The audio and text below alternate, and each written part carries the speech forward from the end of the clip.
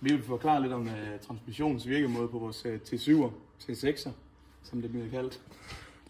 Her er vi neutral. Alt er udkoblet. Hvis traktoren begynder at trille, så kører vores hydrostat vores modsatte vej, så vi ikke får noget kraft ud. Herover der sætter vi vores kørehåndtag i frem og holder stille. Og det gør vi jo ved, at vores indgangsaksel kører med uret, og vores ringhjul kører mod uret. Det gør, at vi ikke får nogen effekt igennem vores transmission. Vi rykker over. Vi begynder lige så stille at køre. Vi får vores indgangsaksel ind, stadig med uret rundt. Det går ind i vores solhjul, som går op i vores ringhjul. Ringhjulen kører ned, leverer kraften på vores F1, som leverer kraften ind i vores A-kobling, går ud af vores udgangsaksel. Det er heroppe, vi har vores fuld mekanisk fremdrift, og det er jo, når vores ringhjul det holder stille, så er det kun vores solhjul, der trækker. Så går vi herned. Det er vores topfart i vores F1-kobling af tandhjul.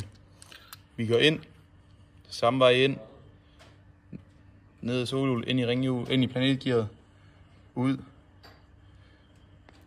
op i vores kobling, ned i vores udgangsaksel.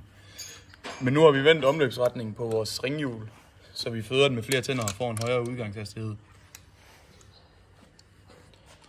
Her der er vi ved at skifte fra F1 til F2. Det kan I se.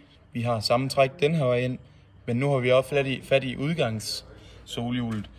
Det gør, den får fat i det tandhjul, som får fat i det tandhjul, så vi går fra stor til lille, og fra stor til lille, så vi får en større udveksling, så vi kan køre hurtigere.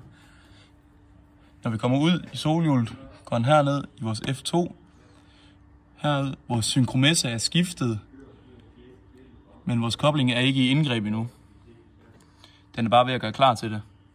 Nu er vi kommet op i vores B-kobling og vores F2. Det er egentlig samme kraft. Vi går ind i vores solhjul, trækker ud igennem vores ringhjul, ind i vores lille tandhjul, op i vores kobling og ned igennem udgangsakslen. Her der kører vi med uret rundt, og det gør vi indtil vi er oppe og kører vores fuld mekanisk hastighed, eller fuld mekanisk træk. Og det er jo der, hvor vores ringhjul står stille, og det sker cirka ved 27 km i timen, mellem 25 og 27 på den her. Så leverer vi kraften igennem, ned, ud.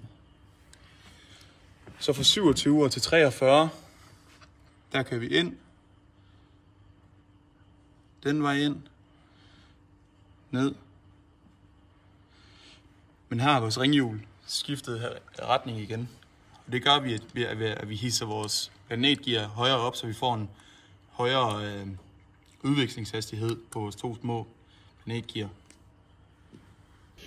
Nu begynder vi så at bakke. Vi har sat den i bakgear. Vi får kraften ind igennem vores hydrostatpumpe igen. Vi går ned igennem vores ringhjul, ind igennem vores planetgear. Den her gang kommer vi så kun til vores R1, som går ned i vores B-kobling. Men inden den går ind i B-koblingen, der har vi et tandhjul mere i spil, som gør, at vi vender omløbsretningen.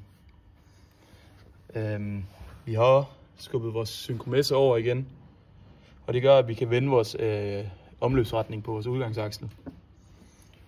Her kører vi fuld mekanisk bakgear. Vi kører ind, samme vej ind. Den her gang kører vi igennem solhjul, planetgear. Så nu er det planetgearsholderen, der trækker R1, som går ned i vores tandhjul, hjemme vores B-kobling og ud igen. Vi kører i fuld hastighed i bak. Samme vej ind, samme vej igennem forløbet, op igennem koblingen. Men nu har vi ændret omløbsretningen på vores planetgear.